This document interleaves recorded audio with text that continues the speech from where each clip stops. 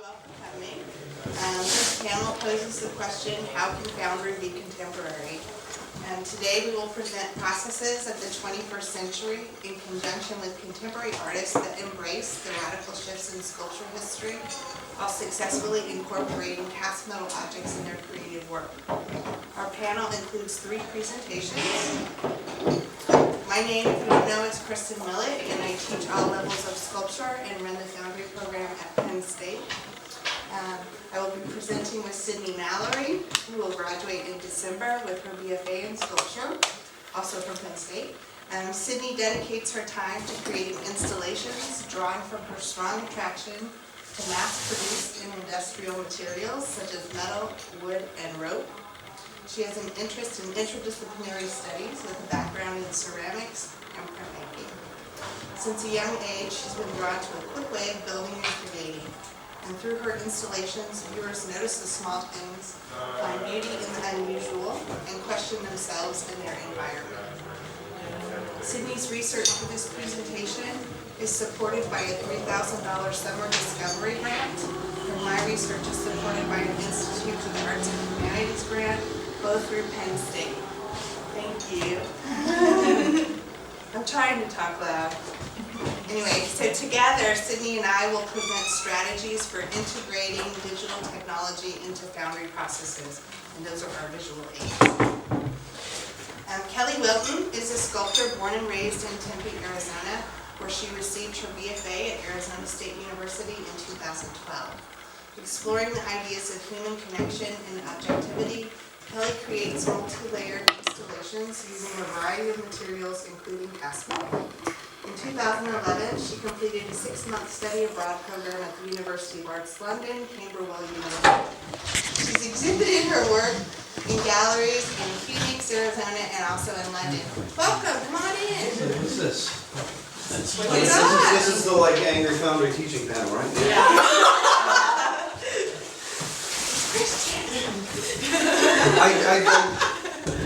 I was in the other one. I thought this one He's sounded the much heckler. more. Okay.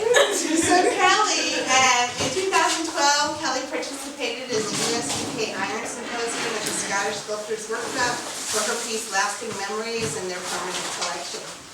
Kelly completed her first year as an MFA student at Penn State, and in her presentation, The Hybrid Object, she will explore sculptural works that incorporate cast components with other media to realize creative ideas, including Christian.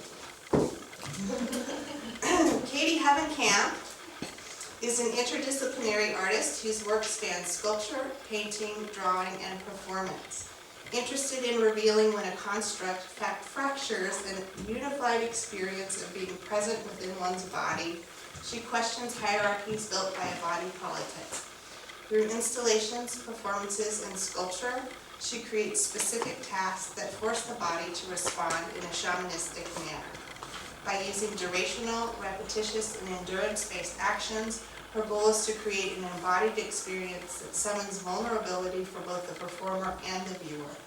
Katie received her BFA from Arizona State University in 2009 and her MFA from Penn State in May.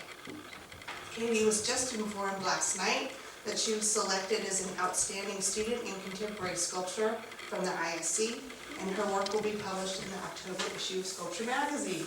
Okay.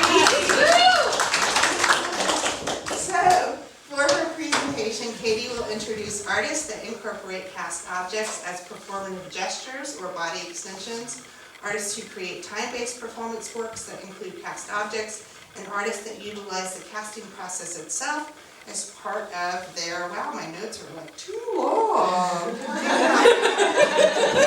No, part of their process. I'll make it up. How about that? Anyway, and included in her presentation is Cynthia Handler's work, so we're super excited that Cynthia's here. So, given our 5,000-year history of casting metal objects, the question arises, can Foundry be contemporary? Revolutionary changes in the approach to making sculpture in the last century have called into question the idea of a singular cast object, the lone bronze sculpture strategically placed high atop the pedestal. The ready-mades of Duchamp, the expansive material explorations in the found objects of Picasso, and Brancusi's focus on the pedestal have resulted in a new genre of sculpture that challenges material singularity in the traditional isolated bronze form. In the current exhibition, Out of Hand, Materializing the Post-Digital, at the Museum of Arts and Design in New York City, the possibilities of creative output utilizing digital fabrication and the impact of technology on the 21st century artists are explored. Recent developments in digital technology have transformed the studio environment. In Twisted Dump Truck, Wendell Boy uses laser-cut stainless steel to construct the morphed and rotating form. So we ask the question, will the interdisciplinary approaches found in post-digital work such as this extend into the process of more traditional practitioners? As sculptors, we're drawn to technique and process. We build a toolbox of skill sets at our disposal to realize our creative ideas. For example, Variac Spa captures 3D scans of 18th century masterpieces and then manipulates the forms in a computer modeling environment. Using CNC technology, a computer-driven lathe carves the stone block into the final artwork, resulting, according to the artist, in a perfected version of the original masterpiece.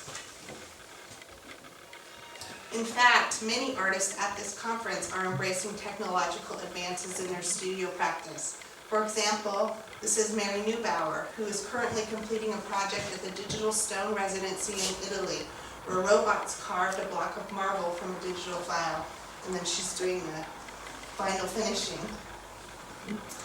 The computer is now another common tool in our rapidly expanding arsenal within the studio practice. Using digital full-body scans of himself, Richard DuPont can clone his form at any scale. In this work, he painted a foam enlargement of his head with rubber, and then he peeled off that rubber coating, pinned it to a wall, and scanned the draped rubber skin to generate the pattern for this aluminum casting.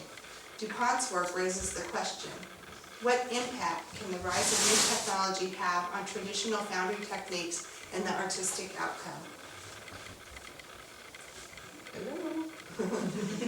Jeffrey Mann scans highly reflective metal objects such as this Victorian candelabra. He capitalizes on one of the peculiarities of the scanning process. The laser beam captures the surface of the candelabra as well as the reflective light patterns, the resultant spikes covering the form. The scan is translated into a three-dimensional pattern and cast in bronze and silver plated.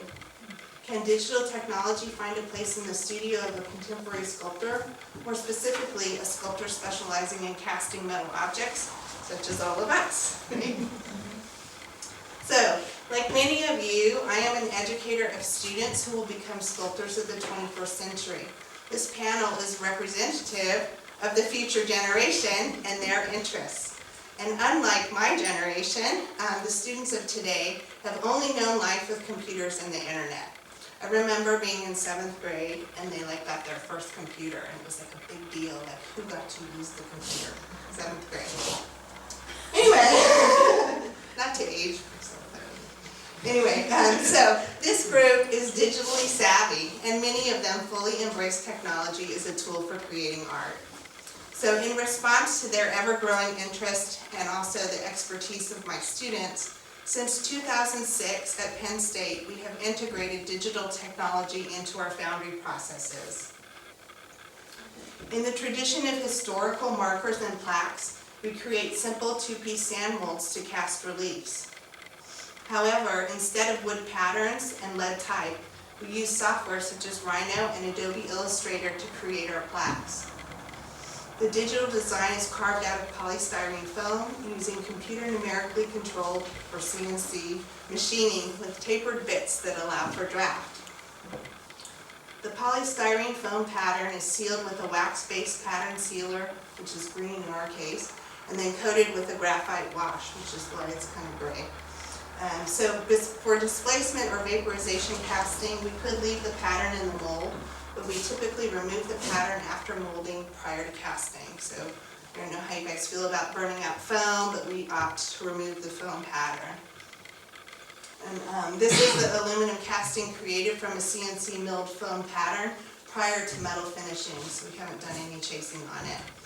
And then we think the ability to create draftable patterns with a variety of text sizes and styles expands the possibilities for incorporating this technology into traditional sand casting.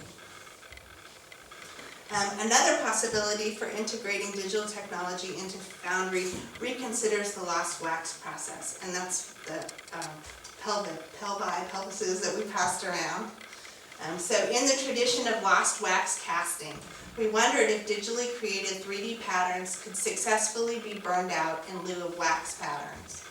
In 2006, we created our first digital 3D model using a fused deposition modeling printer, more commonly known today as a rapid prototyping machine or a 3D printer. The thermoplastic model was attached to an indirect wax sprue system, invested using traditional plaster investment, burned out in 3 days, and then cast in aluminum. So what you see on the right, the kind of pelvis that's embedded in the gray stuff is how it came out of the printer. The gray stuff is like plastic support structure. The white pelvis is actually the thermoplastic. And then you see on the right, the tall thing is the casting, the aluminum casting attached to its sprue system. And then the metal aluminum pelvis in the foreground on the right has the sprues cut off. It still needs chasing. So anyway, always needs chasing. So since these initial tests in 2006, we have printed numerous digital models, invested in plaster investment, and more recently ceramic shell, and then cast the lost plastic in aluminum, bronze. If you're interested in incorporating digital technology, specifically lost plastic casting, into your Foundry, where do you start? So raise a hand. How many people have used Rhino before? Okay. How many people have printed something on a 3D printer? Great. How did you generate your file? Rhino? Yeah, Rhino. Who else printed? SketchUp. SketchUp? ZBrush. Which one? ZBrush. Oh, cool. Okay. Who else? Illustrator. Illustrator. Awesome. Okay, so good. You're savvy and it's good. Good to know.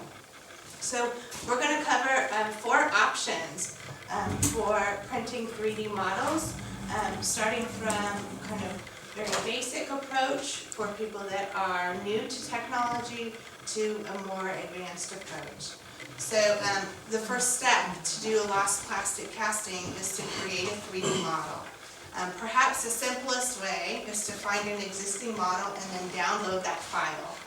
The second option is to take multiple photographs of an object, upload those images to a program called 123D Catch, which is a free online program that converts your photos into a 3-dimensional model. A third approach is to use a 3-dimensional scanner and software such as Geomagic to stitch those scans together. And finally, you can build a 3D model in programs such as Rhino. I know. It's a ghost. It's a ghost. So, first option is to download a model. There are numerous websites where you can download files of 3-dimensional models. Many of those models are actually free. And typically they're STL files or stereolithography files. If you were in the presentation, Mary Neubauer's panel this morning, you heard them talking about the abundance of Yodas and T-Rex, you know, like a Tyrannosaurus Rex, and so you can see the T-Rex skull right there. So you can download that for free and make your own T-Rex. Some of the more popular sites include Thingiverse, TurboSquid, 3D Via, and GrabCAD. I know I'm flying through stuff really fast. FYI, we have a PDF file on my website with all these links listed.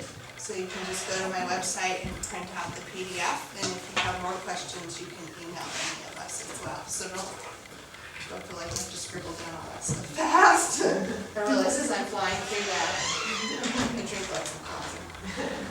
So we downloaded this 3D model of a human pelvis from Thingiverse, and that's what's printed on Laura's table, right?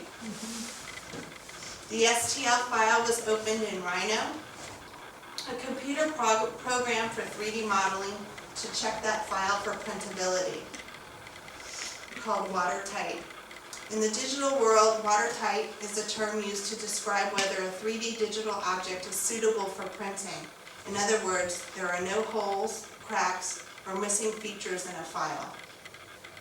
Doesn't it also check for like internal structure, Yeah, like internal flaws and things? like Yeah. that's folded in on itself. Yeah, so make sure it's just the skin. Right, Yeah. exactly, right.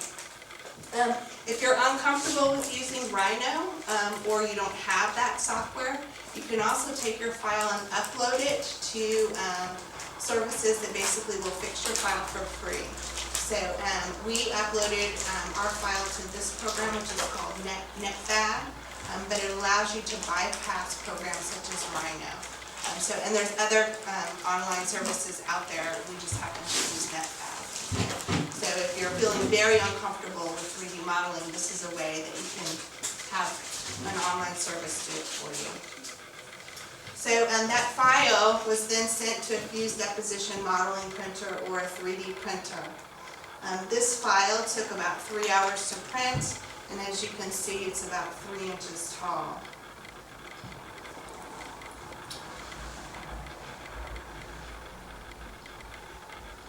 Woohoo!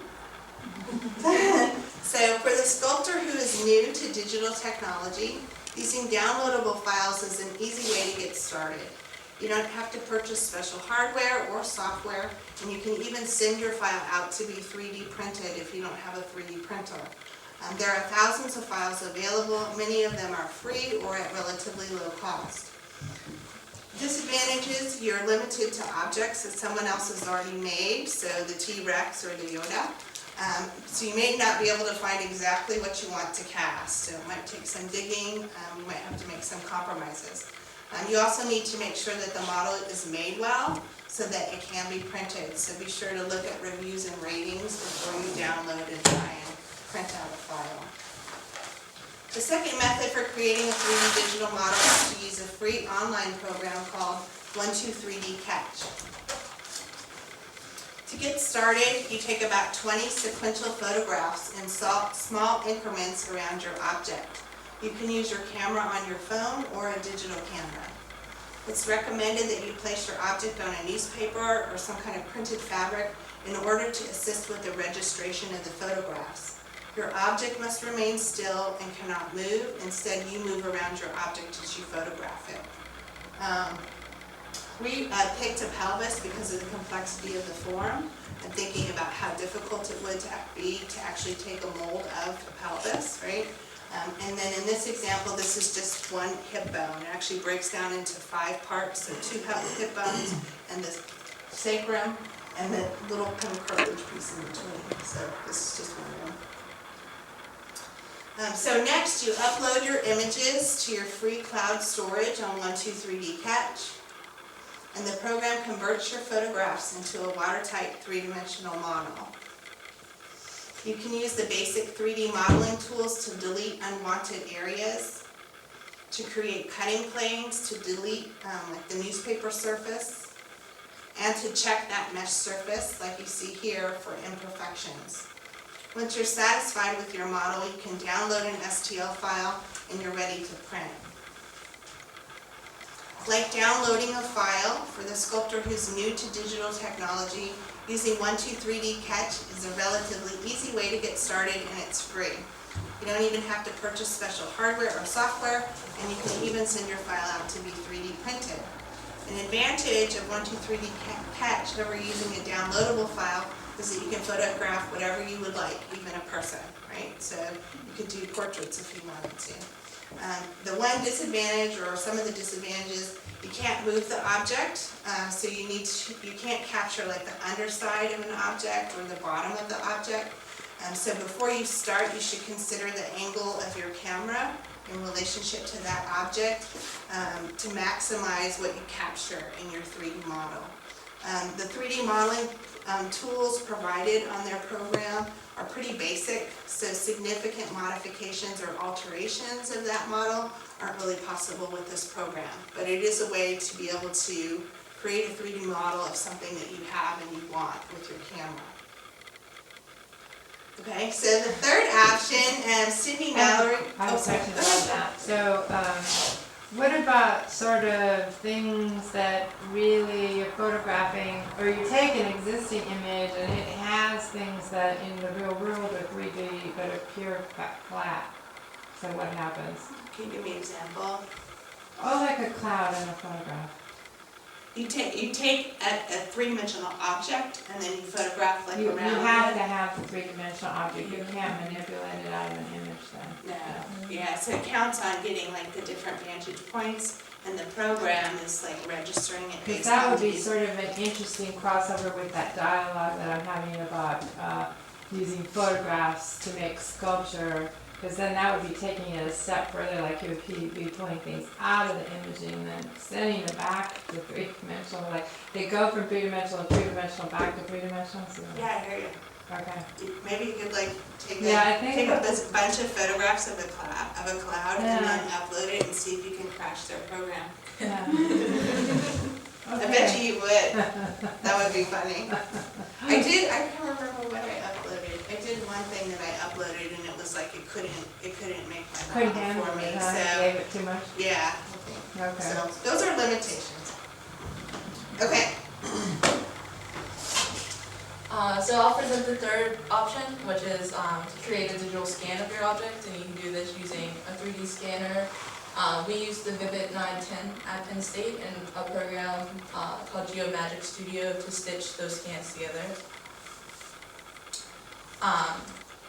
And this option is similar to 123D Catch that Cristin just showed, in that you will start by taking a number of sequential scans of your object in small increments. A bonus to this method is that your object is not stuck to one position. So how she was saying you couldn't get the underside of this one, of the pelvis, with the scanner you can flip it over and take more scans. You just have to realize that you're then stitching all of these to get scans together. And unlike 123D Catch, you don't have to put it on a surface such as the newspaper, though we recommend, if possible, that you put visual markings on your object that can be used as reference points when you are stitching it together. In our case, we used colored washable markers and drew a variety of shapes and symbols directly onto it, which you can see in those circles. And once you have completed scanning your objects, it's now time to take the scans and register them together to create your watertight object. And when you open all of your scans up in the program, Geomagic, they'll look like this, which looks a little chaotic, but it'll become more clear as I show in the next slides. And this is manual registration, and this is where you would take the scans that you can see in the top two, and you'll position them to the same position. And then you will choose 3 reference points on the physical model or the visual markings you added to register the scans together.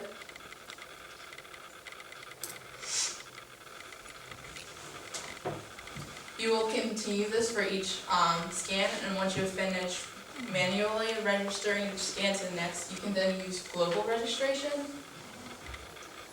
which will take all the selected scans that you registered together and slightly shift them, giving you a watertight and seamless object.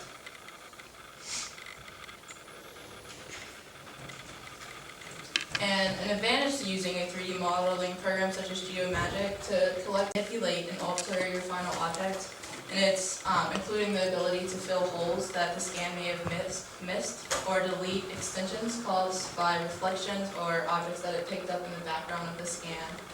But a disadvantage to this is the overall cost. So our scanner that we have is a very expensive one, and the program Geomagic is also very expensive, so we have it on like limited computers.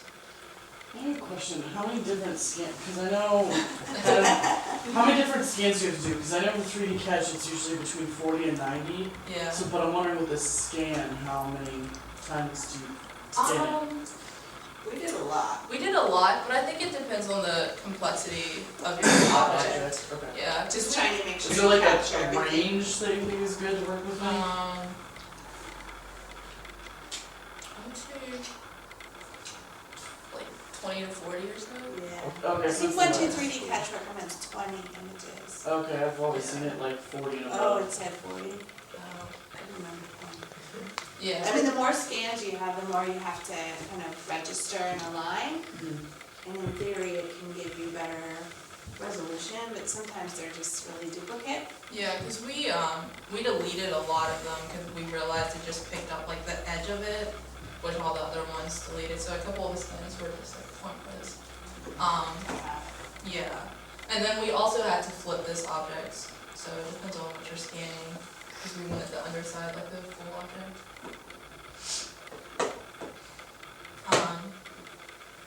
But then a fourth object is to create a model using a 3D program such as Rhino. And creating your own model comes in handy when you cannot find what you're looking for online and you do not have a physical object in front of you to scan. And though it's not the easiest, Yeah. Yeah. Oh, there it goes. yeah.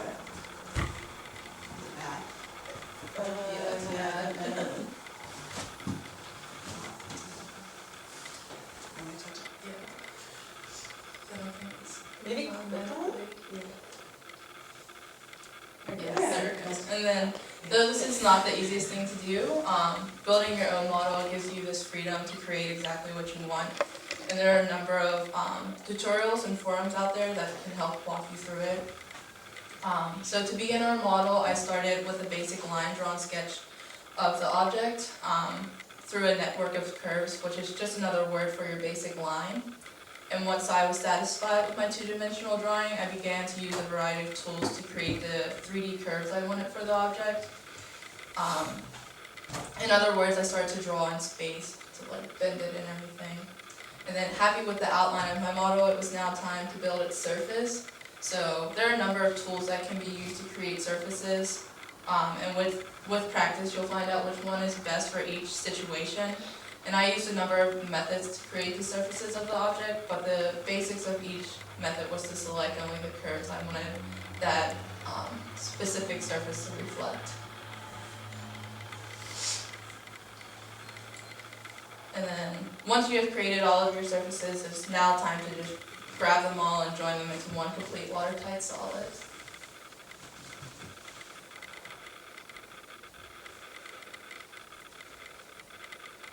So once you have your models, the next step is printing them, and there are two basic ways that you can go about doing this.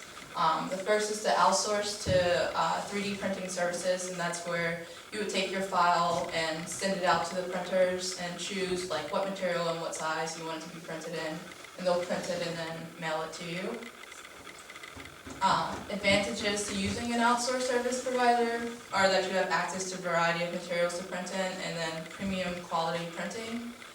There's a number of established companies out there who have invested in several 3D printers because each printer has their fair share of limitations and size they can print in.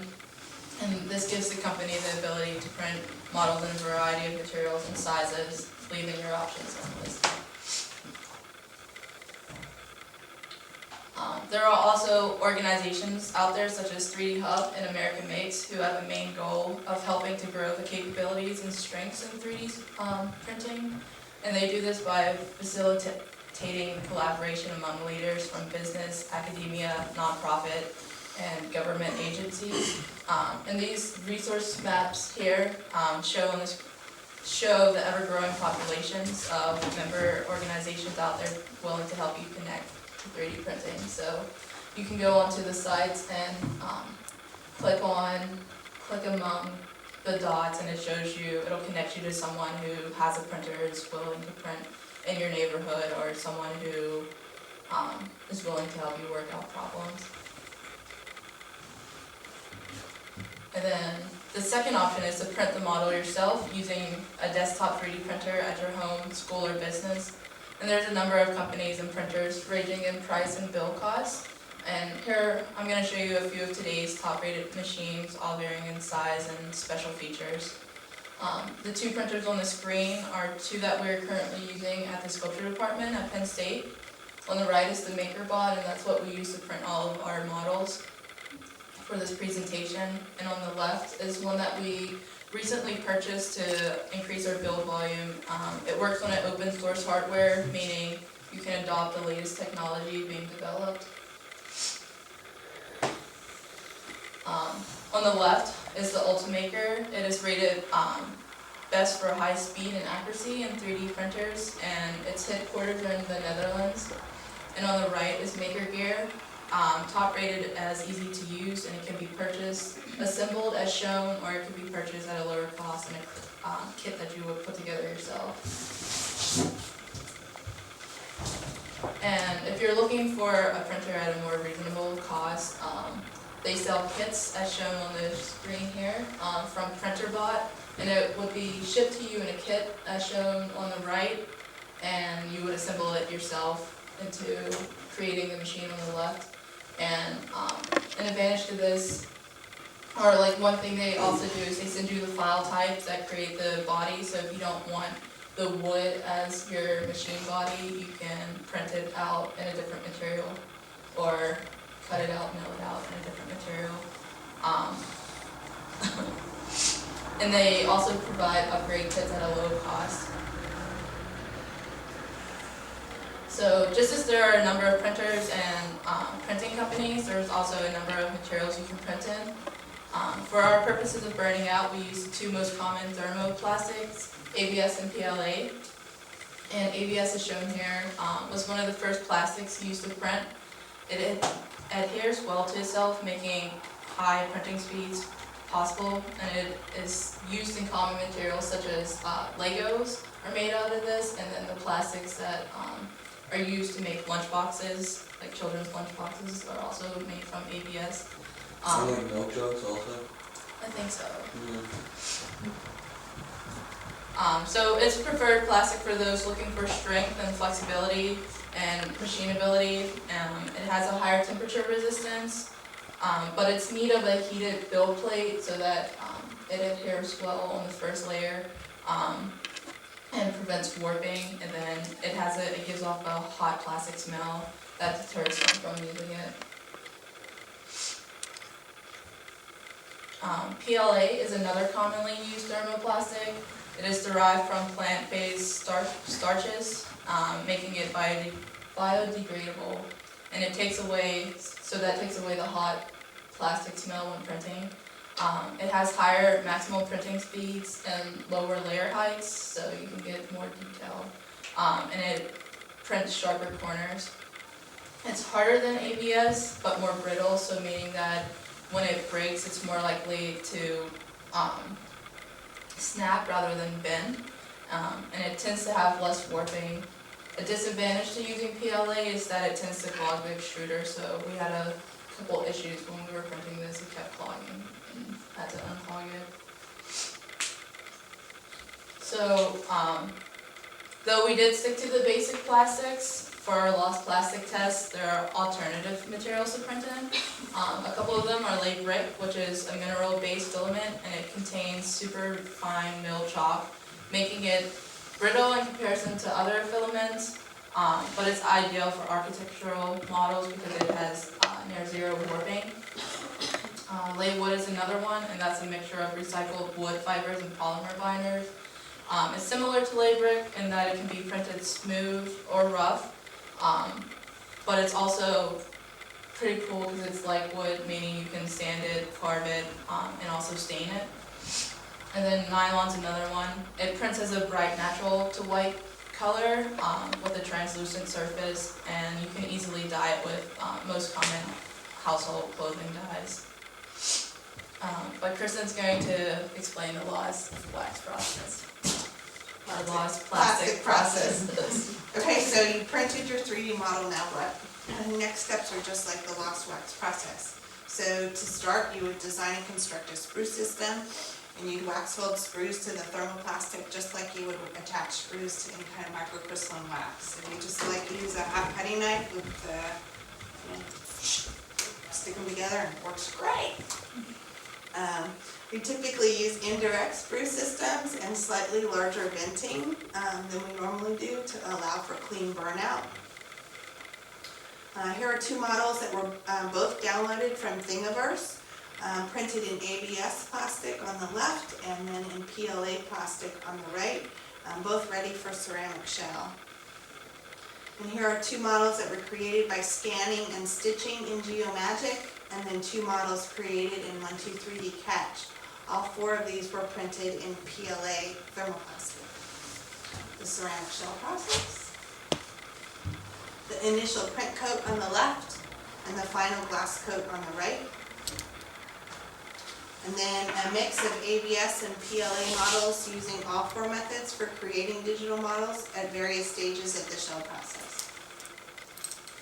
And then in prepping our shell molds for burnout, we typically will melt out our wax cups, and we also drill wax release holes along our secondary sprues. Here's our burnout kiln. And burning out thermoplastic is no different than burning out wax, although we are careful to ensure that our shell molds are clean and free of any plastic residue. And then we use this kiln for preheating our shell molds prior to our tactics, right? Anyway, this is the result of limitations with the program that didn't allow us to move the object when we were taking the photograph. And so the program didn't know what to do, and so it created this void. And we thought about trying to fix it, and then we thought this is a better representative of what would happen with 123D Catch, just to be aware of that.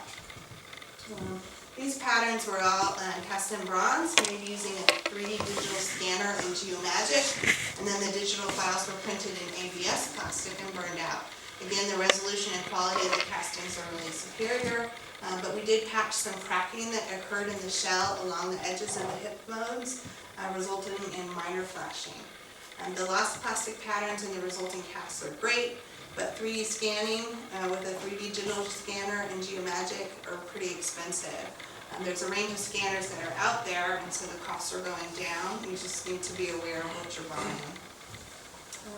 And then these aluminum castings were made from digital files created in Rhino and printed in PLA and burned out.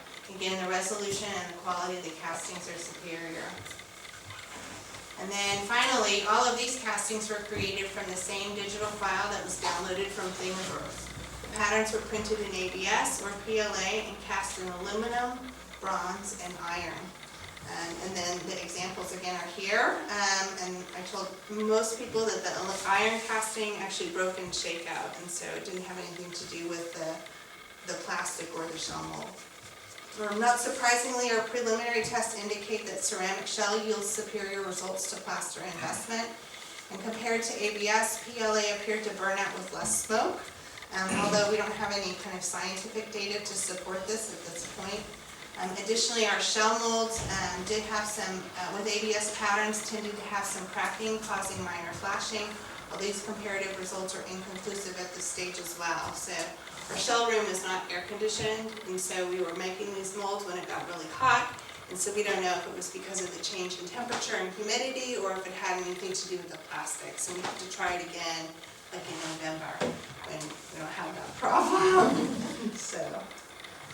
So how can Foundry be contemporary? For sculptors in the 21st century, one possible approach is to integrate digital technology into Foundry processes. Another option is for artists to respond to the historical shift away from singular materiality by incorporating cast metal components with other media to realize their creative ideas. Next, Kelly will present the hybrid object. So with the hybrid object, so my research in my graduate studies right now has been about using cast metal, specifically focusing on iron bronze and how to kind of contemporize it by creating the hybrid object. And by this I mean the cast object is more of a material component in the sculptural work, in a multi-material sculpture or in an installation, rather than a single entity to be presented on the allegorical pedestal. So to kind of ground and focus the research that I was doing specifically for this presentation, I posted the following questions to myself and the other artists featured in this presentation, two of which are sitting here, Laura Phelps-Rogers and Cristin. So, just to kick it off, start with Laura Phelps-Rogers. And I guess it's kind of a meet and greet for you. Yeah. Because I didn't know Kelly, and so that's pretty cool. Yeah. I didn't put the connection together, Laura. I'm sorry. You can So we're starting off with Laura. So she is an installation artist, and she utilizes cast metal in her mixed media work. She's based in Denver, Colorado, and in 2013 she received her BFA from the University of Colorado, Denver, and actually studied under Ian Curran, who's teaching there right now. So Roger's work is influenced by the collection of her personal experiences, and by exploring ideas of memory, she creates visual narratives and a home for cast objects to reside in. In Entropy and You Can Run But You Can't Hide, she creates a setting where the cast object is the focus of the concept and utilizes found objects to create a vignette of the story of the memory. Entropy focuses on the insignificance of our reality and passing of time without realization of the passing that actually is happening. In You Can Run But You Can't Hide, depicts a self-portrait dealing with grief, loneliness, and femininity. Roger's works continuously explores the boundaries of the wall and the floor and relies on the lack of pedestal to display the work and subvert the viewer in a different space. Trivial Expectations relates to that train of thought while also encouraging the viewer to explore in-depth the installation with ideas and expectations of being a woman. Next we have Justin Randolph Thompson. He completed his BFA in 2001 at the University of Tennessee and his MFA in 2003 at the American University, and currently splits his time between the US and Italy. Using installation, sound, and video and performance, he explores the historical implications with Roman antiquity of victory and recession, with the combination of African American culture. By expanding on cultural displacement and imposed hierarchies, he displays talismanic applications with culturally specific materials. And first we have a palm. It was completed during his residency in the USTK in 2007 at Salem Artworks. So palm is a cast iron quilted fabric that was inset on a Roman influenced column. And for him, the iron holds a more humble root that was applicable to his work rather than the prestige that bronze usually carries. And by using other materials in his work, like in We Need Another Witness, where fabric, resin, and a speaker are playing static radio, Thompson creates a shift in formality to the seemingly functional. Does that one do something, the one before? Yeah, I wasn't able to get a sound clip from his work, but the speaker right in the middle of the cast iron quilt, it's playing just radio static, so he just has it hooked up to a radio set to a station that doesn't pick up anything, so you're just hearing static the whole time for the piece itself. And under the table, Thompson questions the connotation that is found in presenting in the white cube or pedestal.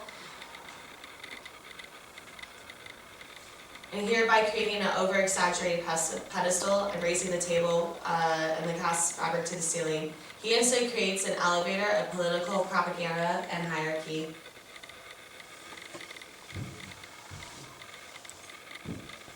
We have Ken Little. He received his BFA from Texas Tech University in 1970 and his MFA at the University of Utah in 1972. Since his graduation, he has taught at the University of Montana at Missoula, the University of Oklahoma, and the University of Texas in San Antonio, where currently he's the professor of sculpture, and he's been there since 1988. Little's work is in constant evolution. Is in constant evolution. He continuously revisits and refines previous sculptures and reassembles them in various installations to bring a new train of thought to the piece. In the installation, Little changes. The variety of materials include iron castings, neon, steel, bronze, Bible verses, and dollar bills. By removing the need to present the objects on a pedestal, he creates a multi-dimensional installation that thinks about class, Southwestern culture, and consumerism. While in the Elements of Progress, Dreams Escape, it creates a more ethereal and homey installation utilizing the cast iron mask that he did during his Kohler residency. And even though the masks are based off of animals, it has a very human aspect to it, and the added glow of the neon adds an illusionary aspect to it. And next we have Lauren Grossman, and she received her BFA in 1983 from the University of Washington, Seattle, where she's currently residing. And she focused her studies in the ceramics program, but has since evolved to include a variety of material, ranging from ceramics, cast iron, and fiberglass, and a little bit of new technology as well. Her work is based in Judeo-Christian history, and she uses the humble utilitarian qualities of cast iron to convey the contemporary culture of religion and faith.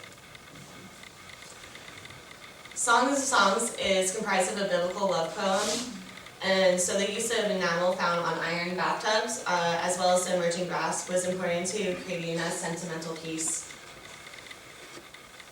While Radiant Lamb reversed the idea of the Holy Lamb figure often found in Christianity by using iron and scrap sink drains from doing this during her Kohler residency as well. She questions the aspect of creating a holy object and brings in the everyman. By mending and repairing fractured iron with other materials, Grossman creates a twist on the innate need to cast perfectly. And by clumsily mending the landscape, it reflects on our chaos, ruination, and disorder, which is explored in the piece City of Terrible Nations. The junkyard is based off of Little Apocalypse, found in the book of Isaiah. The iron castings are weighing down the earth, and it prevents its inevitable demise of falling off of and acting as a counterbalance to prevent it from falling off of the iron or the steel rope that's strung in the installation space. It is in the chaos of the movement that the focus then falls on the iron counterbalance, and rather than the glowing spear, because of its heftiness and iconic imagery that is used in the castings. Next we have Rhiannon Karen, who's also here at the conference, and she's an Irish sculptor and currently residing in Denver, Colorado, where she is an associate professor and the head of sculpture at the program at University of Colorado, Denver.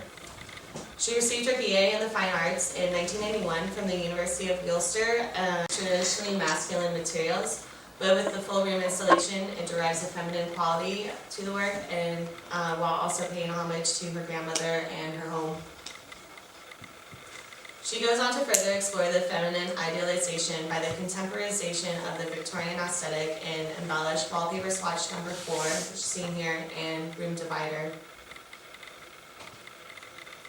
By using iron rather than a more illustrious metal like bronze, she questions the historical stereotype of women. Daily Routine continues this idea of stereotype by utilizing the allegorical connotations of the pedestal and pop-up characteristics that are reminiscent of Liechtenstein. The use of cast iron for the Virgin Marys removes the ideals of holiness and brings it down to the working class level. Next we have Christian Pedvale. So he received his BFA from the East Carolina University and his MFA from the University of Maryland, and is currently teaching at the Shepherd University in West Virginia. No stranger to iron, Pedvale has developed a body work that utilizes the process, the reclamation, culture, and historical aspects that iron is so fundamentally based in, and understands the intentionality that must happen with the connotations being held in every material that we use. Did I write that or did you write that? It was a combination of both. Oh shit. That's way smarter than what I get a copy of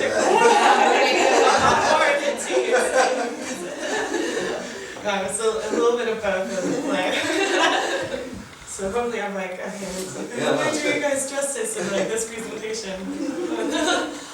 So in this piece, Staple Commodity, Pedvale focuses on the breads of different cultures, but brings forth the idea that they're all made with the same ingredients, much like how the process in staining is the same in creating an iron sculpture. By selling by the pound rather than art market price that you would typically use to sell an art piece, he brings focus to the material rather than the object itself. The Relic in the Martyr series explores different material aspects of iron, the weight, fragility, and ever-changing nature. The displays range from steel, pallets, and wood, harmonizing with the industrial nature of iron, celebrating life, death, and lasting impact. A long walk off the broken pier, Edfield starts to explore the different aspects of fabric, and with conjunction of iron fabrics to weigh down the stockings, he creates a piece that anchors him with his history while exploring new cultures.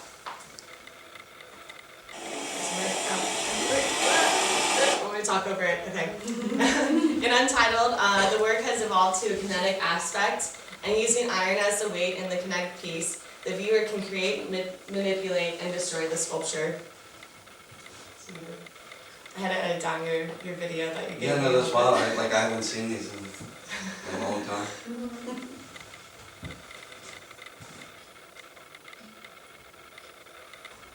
It was a short little clip. The full video can be found on his website. So then lastly, as for me, my research started in my final years as an undergraduate at Arizona State University, where I graduated in 2012. So it culminated in my solo show, Parasitic Agglomeration, where I created a multi-material installation that also utilized kinetic art, which I used Arduinos with, and sound that I created. So this is part of the installation. Visible.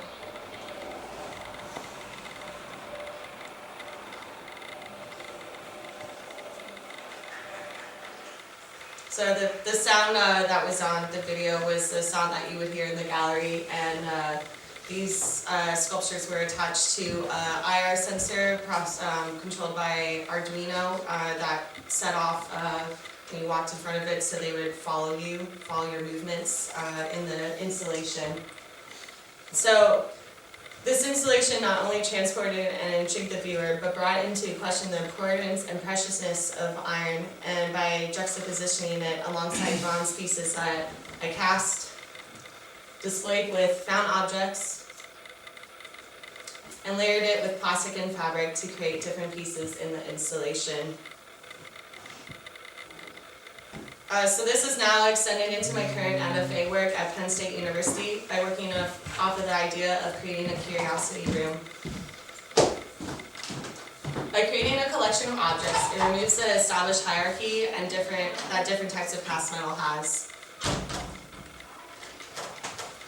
Using it as material rather than the sole subject, and combining static pieces, like here, with interactive pieces, I create a sense of wonder and exploration within the work. So this is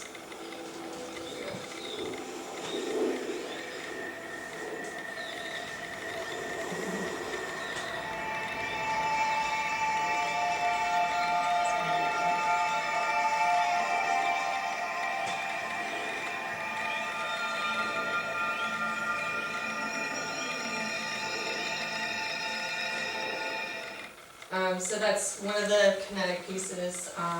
That's also Arduino based with just a simple IR sensor and a servo motor in it, and then the sound is the sound that plays in the installation as well. So it's evolved from kind of taking pre-recorded sounds to creating sounds on my computer rather than just recording and layering. Was that piece reacting to something? Like, is it? Yeah. So or, yeah. if so on the back of it, I go. There we go. Oh, no, that's fine. There's, I'll move it. There's a little IR sensor right on the back. I'm not sure if you can see that little sticking out. Yeah. So it's just a basic IR sensor, and I'm currently working on expanding that to proximity sensors and using Xbox Connect to do exact locations of creating boxes, and then react more precisely with the location of people instead within the installation of static cast objects.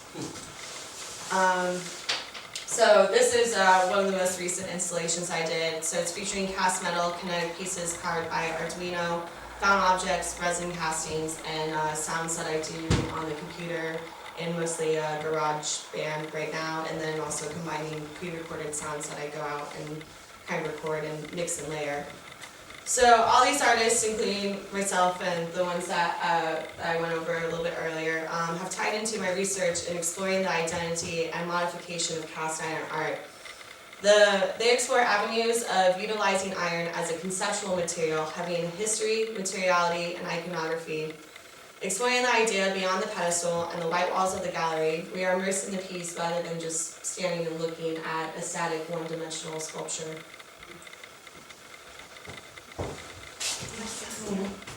Oh, clicker? Wait. That's all right. We're getting confused. The question. Okay, sorry. Okay, so how can Foundry be contemporary?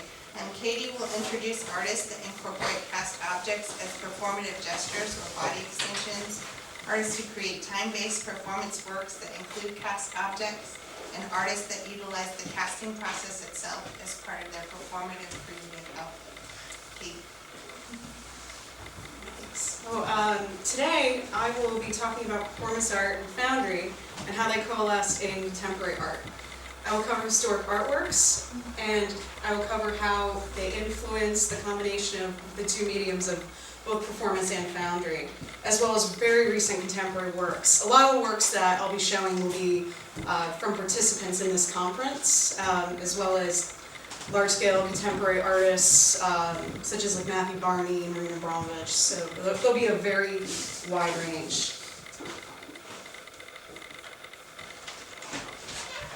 Historically, performance art is defined as an antithesis to theater, challenging orthodox art forms and cultural norms.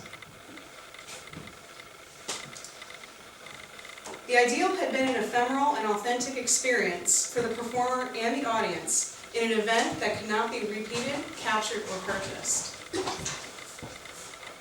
In this medium, the body is a material that creates the work itself. Whereas Foundry and metal casting is a traditional sculpture medium, where the end goal is to create a permanent object or objects that will withstand time.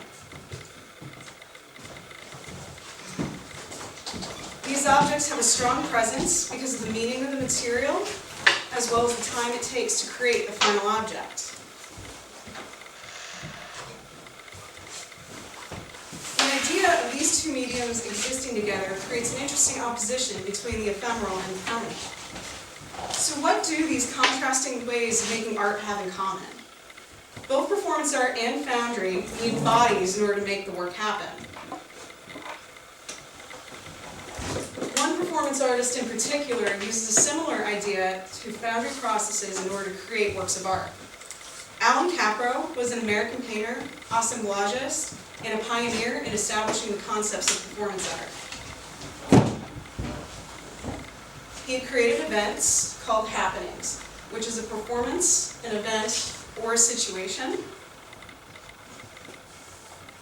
Happenings occur anywhere and are often multidisciplinary, with a nonlinear narrative and active participation from the audience. Capra would plan a performance piece that would be meant for others to perform in order to create an event, or even in some cases, an object. Process was a key element in the creation of these works. Foundry operates in a similar manner.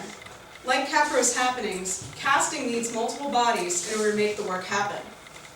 The end goal of a pour is to create a physical, tangible object.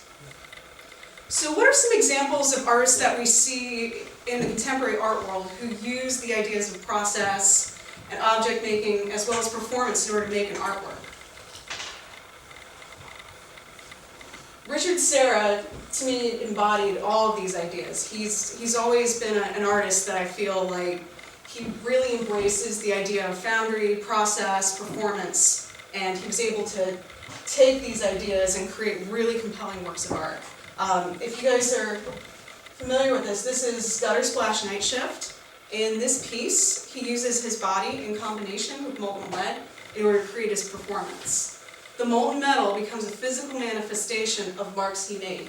So this is a still shot from the performance. So he takes molten lead in a ladle and he starts splashing it across the corner in this room. And he does this repeatedly, and as you can see here, these are the physical objects created as performance residue in his piece. So he did this multiple times in order to create this object.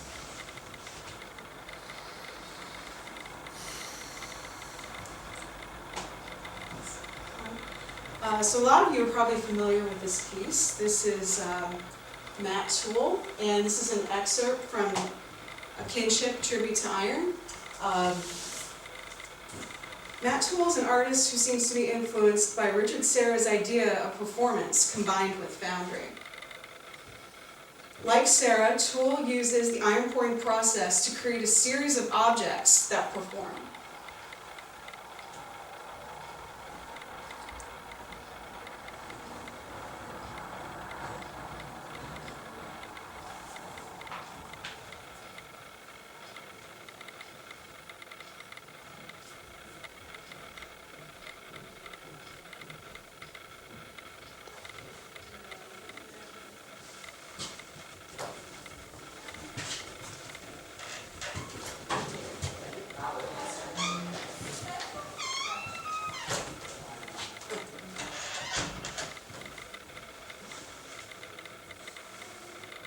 The end goal of Toole's performance is to create a residue similar to Serra that exists as a tangible object.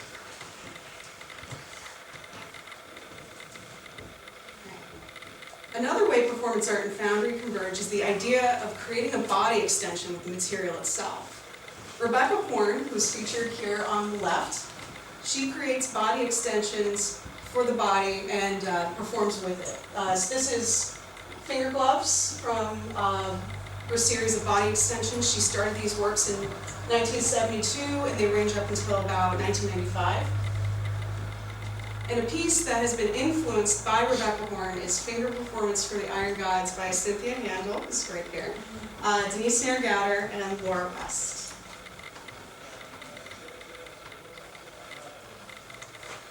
Another example of a playful relationship between an object and the body is Bruce Nauman and Veronique de Etremont. They're both artists that contour their bodies with an object in order to create relationships of sincerity and humor while allowing improvisation and experimentation to occur.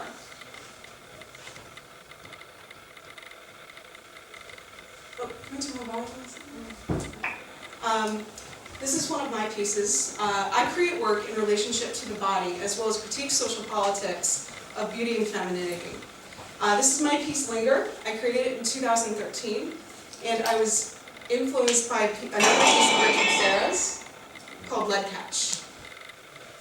And this is Lead Catch. Like Serra, I was interested in how the body would react to a specific material over the course of time. During his hand-catching lead performance, Serra's hands become dirtier as he interacts with the material.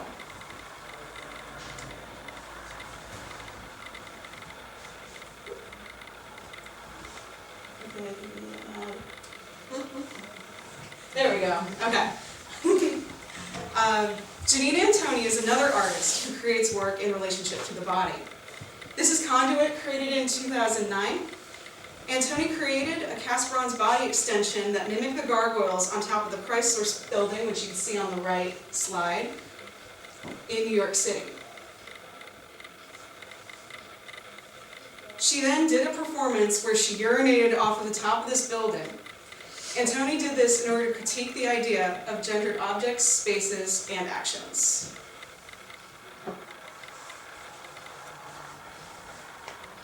A very recent example of performance art and Foundry is Matthew Barney and his 6-year project called River of Fundament. What you're seeing right here is a preview from the Brooklyn Academy of Music of his piece. In this work, Barney is influenced by the human body and how we are born and die in object circumstances that relate directly to how the earth works. Barney created an immense iron pour as one of the scenes in this substantial work.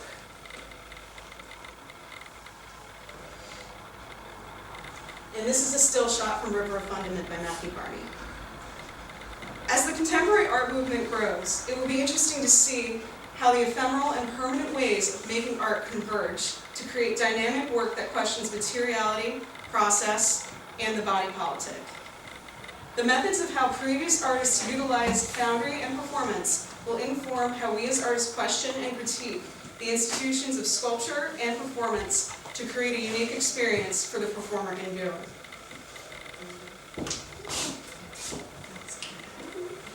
So we started this afternoon by asking the question, how can Foundry be contemporary? Through presentations on integrating digital technology into Foundry processes, artists exploring the hybrid object and the convergence of performance and Foundry in object plus subject, we hope to engender a conversation about the direction of contemporary art and the 21st century Foundry.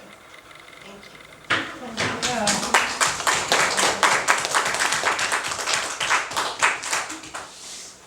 So we would welcome any questions, comments, or feedback. Well, I'm sorry, I had to step out, finally found my baggage, so. It's like a call I had to take. Anyway, but actually, I mean, of all the artists, it's interesting, I work with Rhian, and I wouldn't mind kind of going back to her slides and talking a little bit about how, sort of her interpretation of iron a little bit. Yeah. Can we do that? Yeah, definitely. I can sum it up in like a quick 2-second thing.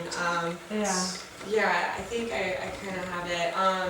So Your performance is so interesting too. There's a club in Colorado or a restaurant called Linger, and they named it that because it's for a mortuary. It's a mortuary that was called Olinger. And so it makes me think of it. So this was actually at Fort Hayes, and it's a way at the Western Cast Iron Conference, which I think she's going to talk about tomorrow, that group, and then, but she's actually letting go of something here. yeah. Because she'd used those houses, which I thought was an interesting use of iron to let go. And then you could go to the next one. Not so much that one, but she is sort of known for that wallpaper. But that's an unusual piece too, in that it's hard to see in that images that she knitted that covering out of hair. Yeah, I wish I could get a better detailed shot of that, because I was noticing, I was like, that was hair. I'm like, that looks like it's been like crocheted. It's weird. I displayed it in my gallery. It's an amazing piece. But I think the thing that really I thought was most interesting about a dialogue, how you end up using a material to create a dialogue might be. But when I look at it, the horses are cast iron, and it's really interesting how she's brought these different cultural aesthetics together, which I think is sort of what this particular thing is about. You know, that feminism, that recreating the wallpaper. The horses, in my opinion, do represent sort of a Western aesthetic, how she's transplanted to the West. Yeah, and then it's like, but they have like wild horses up in Ireland as well, so Yeah. there's a nice duality to it. That one really, there is something about it that embodies a lot of different thought. Yeah, which I really like it. Well, And then I wish I thanks. had the sound excerpt from it too, as the neighing of the horses as well, walking up to it. Well, hopefully we get to talk a little bit more. We're gonna go get the suitcase. Yeah. If you came in late, there's examples that went around, the digital prints and then one that was cast in iron. Any questions? I wonder if you could maybe address issues of like copyright and reproduction with websites like Thingiverse and with other sort of like download 3D models. We talked about that. You talked about it a lot? We do talk about it a lot in Yeah. Penn State, yeah. I mean, it seems to me like it's a really interesting thing from both sides. Like, the idea that like, like certainly there's like precedent for, a ready-made or appropriating an object, but like the idea of the artist as the maker and like take something that's already existing from someone else, and then at what point is the threshold where you're able to claim that as your own work? Like, I wouldn't expect you to claim any of these prints and castings as like your artwork, because it's just a strict reproduction of when you put it in context. The other thing that I think that's funny about that is the, like Thingiverse specifically, the parent company to that MakerBot, in using that site, you're agreeing that they own the patent on anything that you upload onto there. So there's a certain legal gray area with taking things off of that site, and then you know, like, I don't know the sort of legalese with it, but like those types of things kind of, for me, sketch me out a little bit. That like they've done that so that when people put modifications up for the 3D printers, that they can say like, oh, we can take it and then sell it the next year. But like, you know, certainly creative content has a different set of realms than like engineering or like functional stuff. But I haven't really looked into it that much. Have you all done anything, or like how do you all feel about that? Like, where is that line, and what do you have the right to use, and what does someone else have the right to use of your work, you know, or your stuff that's going on there? I don't know, I think about that all the time, and I think while you were talking earlier, you started talking about the computer as just a tool, and that made me think of, because this question comes up a lot of the time, like copyright issues, and I just thought about, you know, the same thing, like just using this as a tool, you know, like if you need a pelvis, then yeah, download, print it, but also like take it to the next step and create something from it, you know, in a sense, and not just, like I don't think it would be right to just present the pelvis, like you said, but to create more of an installation, because like Cristin does a lot of work with pelvis, so instead of like buying one, she could just print one, but then she also just takes it to the next step and actually building off of it, so I think to some degree you have to alter it, and whatever you're comfortable with yourself, you know, in a sense.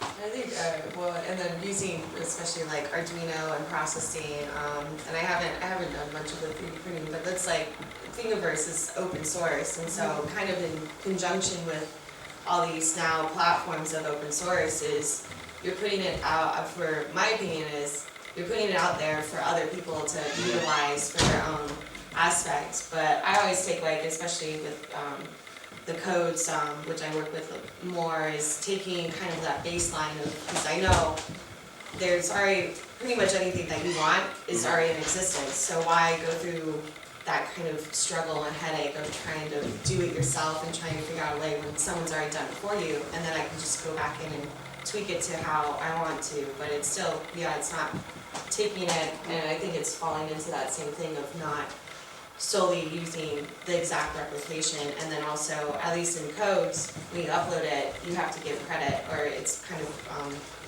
the nod of the head being like, okay, I got this code from this user, and including it in like your type frame, so at least like there's still that credit going to the person, but if you're putting it out online at this point, you're kind of just letting it go for like free range, and it's like, okay, you can use this, like, then why not use it? And so but looking at that, like the code or the model, like whatever it is, because the model is essentially code in and of itself. Yeah. Like if you're treating that as a medium, right? It's like you create a medium, because like what you're not just building an object with that. You're making an object that does something specific. It's an object that's programmed to do that specific thing. And like really, as a sculptor, it's kind of a career field in making and selling specific objects. So like when you have things like that, like your medium, your code is, if you look at your code as a medium, right, that open source movement is one of those things where it's a double-edged sword. It sounds really great because it's widely available, it's easy and everything else, but it also makes your work highly reproducible. Like why do you have to make it? Like what is it that you're, like what stops me from making a box that like crawls across the floor? There's nothing, right, other than like you said, like my ethics of like taking your work and like putting it on display. I mean, is that something that like, I don't, like, I'm just curious to, I'm not trying to like incite an argument or anything.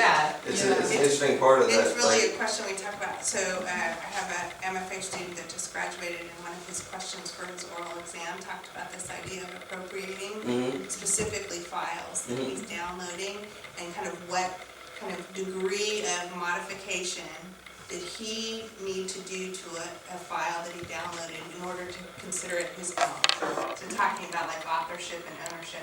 And his answer was 10 to 15%. And his MFA committee gasped.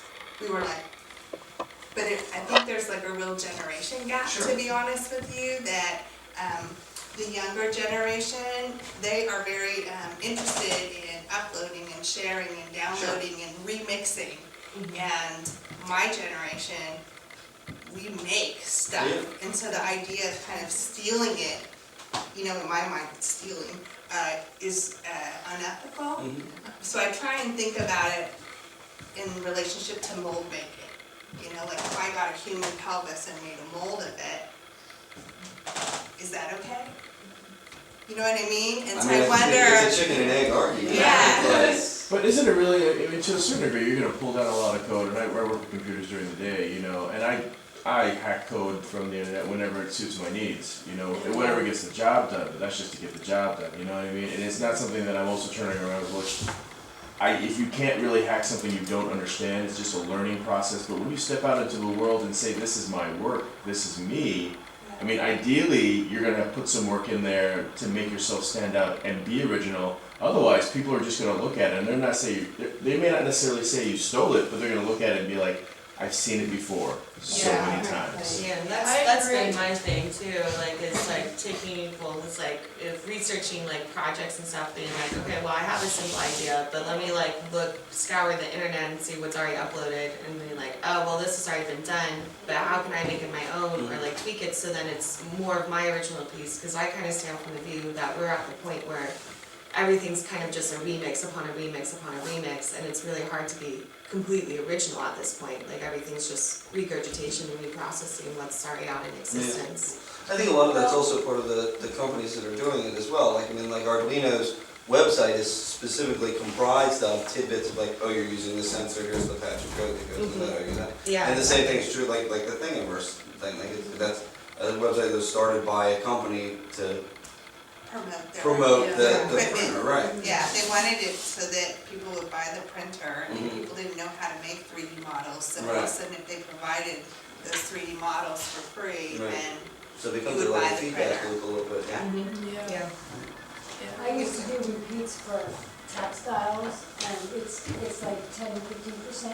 But that's old school is any repeat you do, like your scarf, for instance, I can scan that scarf, tweak it just ever so subtly, and Pottery Barn can buy it from me. And they'll buy it and they'll tweak it again. And then 10 years later, somebody else will find that the same exact pattern, tweak it again, and use it. Right, there's some guy in like the 1400s that actually drew this and And it's the same thing as what you're doing, or what you're talking about with the 3D model, instead of drawing it, scanning it, manipulating it, and then doing it, you know, a repeat of 7. It's also kind of interesting, like when I did the residency at the Maritime Museum, it was like mostly historical renovation, and in order for them to qualify for something to be a restoration, they have to leave 10 to 15% original of the thing. So like they were taking these old boats and like stripping everything but the like cast iron keel out of the center and completely rebuilding it. It was the same boat basically. Like it wasn't like a new tag or anything. Just a weird number. Yeah, it is a And weird 15%, number. you know, like in the opposite direction, you know. I think what is interesting is I've been using shapeways and getting now the sintering printers that you can get direct prints in metal, and you remove the whole foundry process. Right. And then you become an artist that works on a computer. And the reason we get involved in sculpture because of the viscosity of it has gone in a sense, and it's easier in a way. And you can have a shop on shapeways, and people can just go, I'll have that in gold, and they can print it. And But I don't think that's far off. Do you like that? I don't know yet.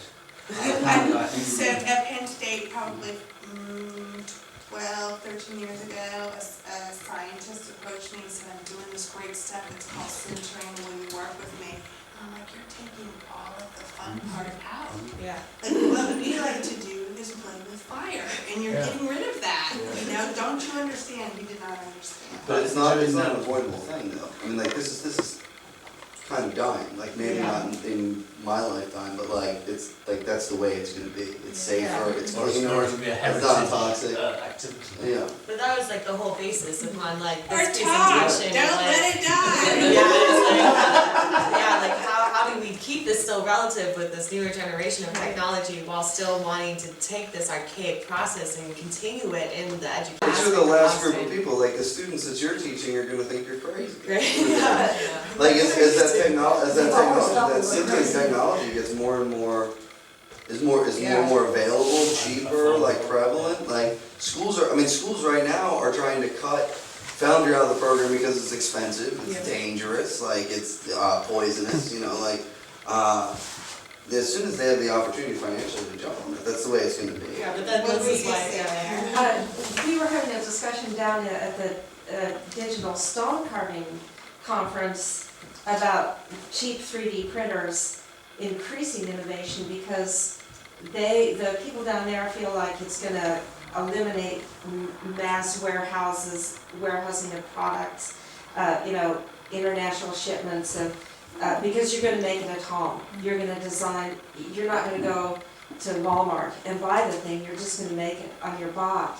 So they're feeling like there's going to be kind of a new wave of original kind of in-house home shop making that is going to eliminate these big distributors, trucking, logistics, all of that. So that's another angle. Well, now there's machines that can 3D print food, yeah. so. But I mean, that's kind of a farce. I mean, like, 'cause like I can grow my own vegetables, and I do, but that doesn't mean that I don't go to the grocery store, you know? Like, I could brew my own beer, and I do, but that doesn't mean that I don't go to the beer store, you know, like, and that, like, yeah, it prints food, like, you can boil paper pulp and eat it and call it food, you know, but like, as human beings, like, that's not what we're, you know, like, Or it's just the consumers, yeah, so but that's not gonna be. like it doesn't print like culinary food, it prints like something that's got all the daily vitamins and like some carbohydrates and like whatever else is in there, you know, like, I don't know. But isn't the part that's gonna keep it alive is just the sharing of the process with the people?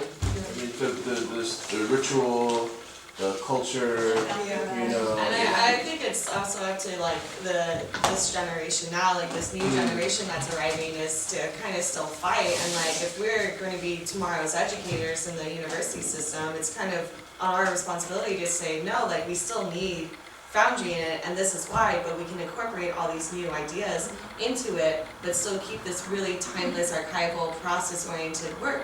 So we still keep this foundation of making in art without kind of losing to this whole like our idea of removing the artist hand and going completely conceptual. I think it's also really important that like what you guys are doing, like integrating this in as like the base part of Foundry work.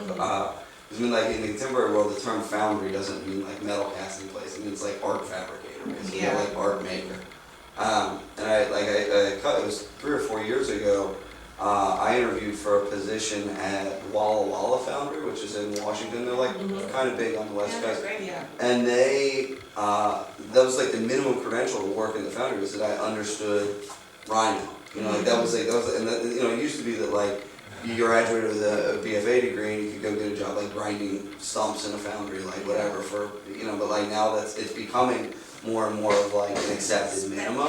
Yeah. You know? So well, that's like what they've switched over to Bollinger, and I worked there for a little bit, but they had just one specific person really that started dealing with the more technology aspect, but then still keeping this really archival sense of like the mold making and the wax artisan, and then the metal people. So then their technology is still expanding, but it's still keeping this like kind of very artisan, technically based of like, you know, you need to be able to like replicate this wax from this mold perfectly. Like we're not solely invested on the new technology. So I think it's still like, it's kind of like a double-edged sword thing. You have to find that balance point. Another thing that I would say is coming is rapid prototypers that print wax. Yeah. You know, so that's already started to happen for specifically for jewelry, you know, and so I think the ability for us to print larger scale waxes is pretty soon. Yeah. You know, that's what I'm hoping for. I think that it's also, I mean, like, I think that the prints, some of them, I mean, like, I'm always, every time that I make something that I want to have cast, like, the amount of surface work that has to go into it to get it to, like, presentable. Because you want to do it in the plastic, not in the metal, you know, like, but it's, yeah, it's like, it's a ton of detail work, so it does every time, yeah. I come from a very different world. I'm in expanded media at Alfred University. Oh, cool. We do printmaking, video, graphic design, all that, and this is something we're doing Sorry. constantly. I mean, it's actually part of what we do is take in the new, but don't forget the old, and I think that's something we're constantly seeing, like, you know, in video, which is something I specialize in. We don't do reel-to-reel tape anymore, we don't do any tape actually, it's all digital recording, because that's something that I wouldn't say has become obsolete, but has become one-to-one replaced. Yeah. But with that said, we're still using equipment that was built in the 1970s. The Cyndei is a analog video processor, and there's just things you could never replicate with it. And even more recently, we've got a laser cutter etcher, which is allowing the students to take digital files and etch them into wood to make wood blocks with. But you could take something that, it kind of takes the hand out of it, but you know, not looking at that, you take a drawing, scan it in, put it on that, and it's going to look completely different than what would come out of someone hand carving. So I think, I guess this kind of addresses the concern of, you know, traditional foundry going away. I tend to think it's going to be kept alive just because the computer cannot replicate one-to-one what the hand can do. Right. I agree with you, and I think what I would like to see happen is that it becomes just one option. You know, you can make stuff in wax, or you could use this technology. Pick the one that best suits your idea. Right. But I think in the end, you do have to accept that old skills die and new skills emerge. And when you think 100 years ago, you think of the skills that people had during the Industrial Revolution. Prior to welding, where everything was riveted or puzzled together. Right.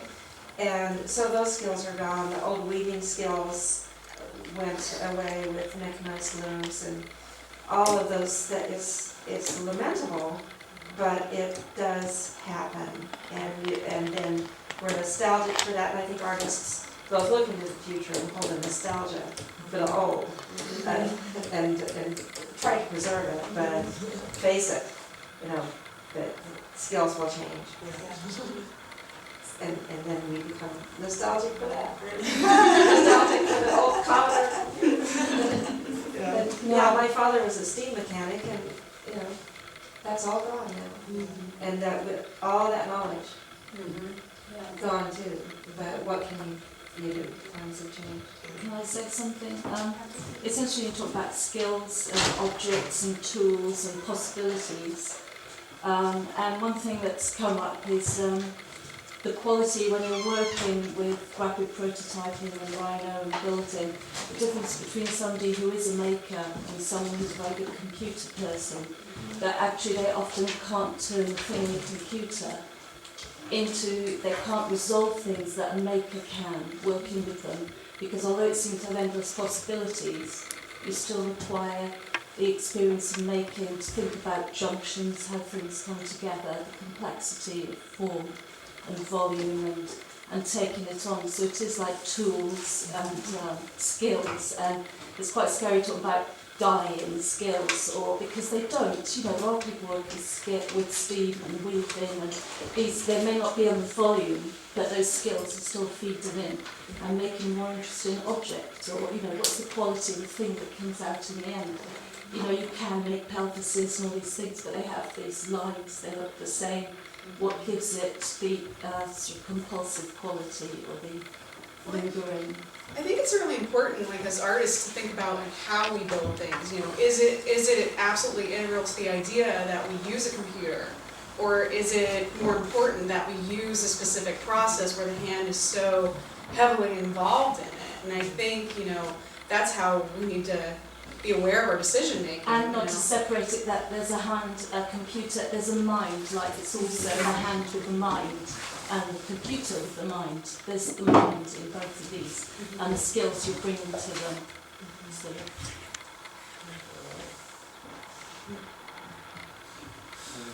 I think there's also the one thing that I've noticed with my students that are more digitally, like that lean heavily are on the digital stuff, is the like, I don't know, I came from the background of like, I learned to work with wood, I learned to work with metal, and then I learned the digital side of things. And I have students who are doing the opposite. They're coming in with like a cursory knowledge of the modeling software, with the 3D printing and stuff like that.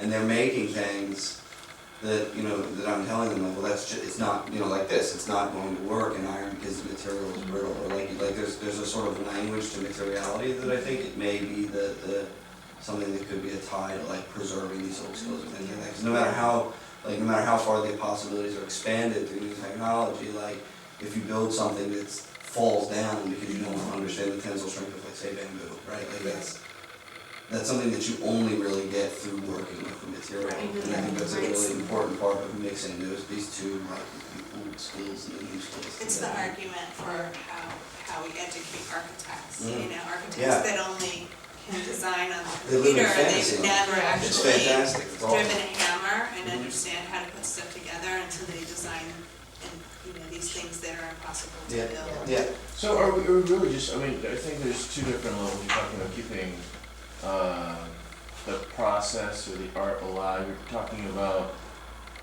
you know, which class is your student gonna sign up for, right? Right. The digital design one, right, or the Foundry class, or the woodworking, or the 3D CNC class where the machine mills it out for them while they're at lunch.